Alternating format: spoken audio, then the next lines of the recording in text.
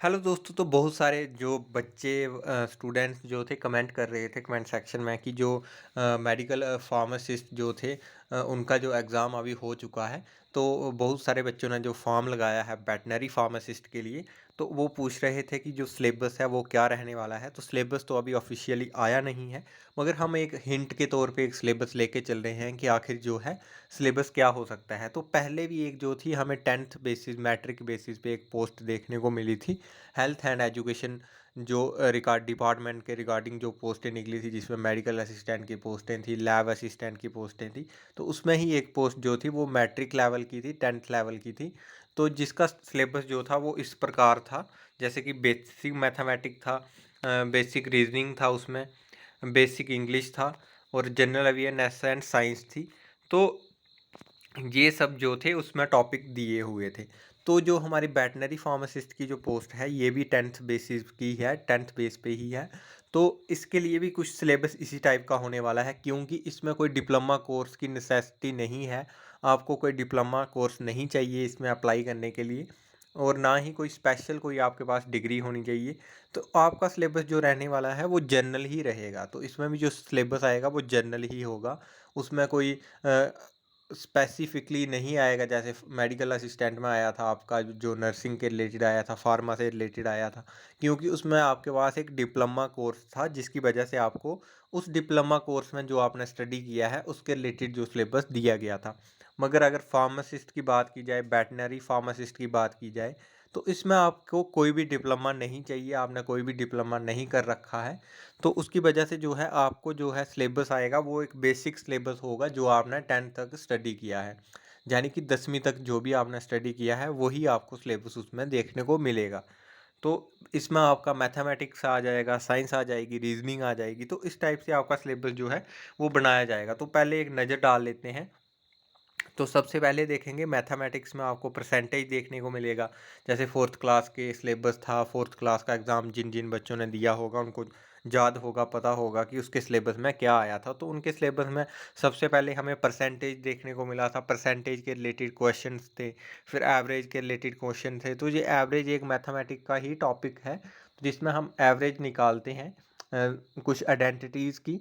तो एक साथ रख के, वैसे ही टाइम, वर्क एंड डिस्टेंस, इसको हम अच्छे से इलेबोरेट करेंगे फिर से।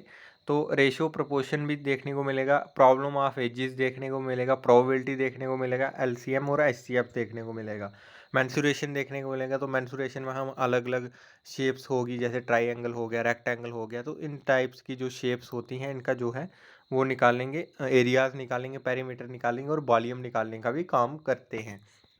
नेक्स्ट आ गया हमारा बेसिक रीजनिंग। तो बेसिक रीजनिंग में हमारे पास एनालॉजीज आ गई, दूसरा आ गया रिलेशनशिप कंसेप्ट आ गया, फिगर ऑड वन आउट करना है, डायरेक्शन सेंस देखना है, फिगर सीरीज देखनी है, बैंड डायग्राम देखनी है, नंबर सीरीज देखनी है और कोडिंग डिकोडिंग देखनी है।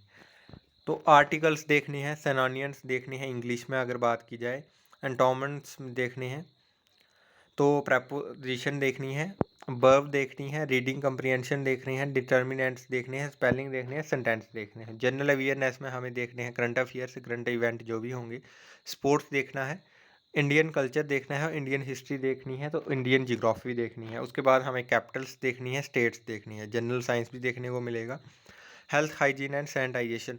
तो ये जो सिलेबस आपको मैं आपको शो कर रहा हूँ, इसमें से आपको ज़्यादा तो नहीं मगर 50% तक जो है सिलेबस सेम ही देखने को मिलेगा। क्योंकि इस पोस्ट में भी कोई आपको स्पेसिफिक क्वालिफिकेशन की ज़रूरत नहीं है अप्लाई करने के लिए, जिसकी वजह से आपको एक जनरल सा सिलेबस जो है दिया जाएगा इसके लिए।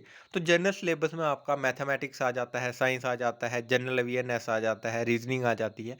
तो मेन फोकस आपका रहेगा 10th क्लास की जो मेडिकल की यानी कि बायो की जो साइंस है, उसमें आपका एनिमल पे फोकस रह सकता है, कि उनका डाइजेस्टिव सिस्टम पे फोकस रह सकता है, उनका रेस्पिरेटरी सिस्टम तो सेम ही रहता है जैसे ह्यूमन का रेस्पिरेटरी सिस्टम होता है। तो आपको ज़्यादा जो मेहनत नहीं करनी पड़ेगी, क्योंकि आपने पहले से प्रेपरेशन की थी मेडिकल असिस्टेंट के पेपर के लिए, एग्ज़ाम के लिए। तो वो सिलेबस जो है कुछ कुछ हद तक जो सेम रहने वाला है। और बाकी तो आपको बेसिक पूछा जाएगा, मैथमेटिक्स हो गया, साइंस हो गई, इंग्लिश हो गया। तो ये आपने फोर्थ क्लास के एग्ज़ाम में पहले से तैयारी कर रखी होगी, आपको सिर्फ उनको रिवाइज कर लेना है फिर से। तो आई होप ये वीडियो आपके लिए बहुत हेल्पफुल रहा होगा। अगर हेल्पफुल रहा है तो लाइक करना ना भूलें और चैनल को ज़रूर सब्सक्राइब भी कर दें। और जो आपका सिलेबस के रिलेटेड डाउट था वो कुछ हद तक जो है मैंने क्लियर कर दिया होगा। और जब भी ऑफिशियली जो सिलेबस आएगा उसको भी हम डिस्कस करेंगे और उसके ऊपर भी वीडियोज़ जो हैं लाएँगे। तो तब तक के लिए धन्यवाद। मिलते हैं नेक्स्ट वीडियो।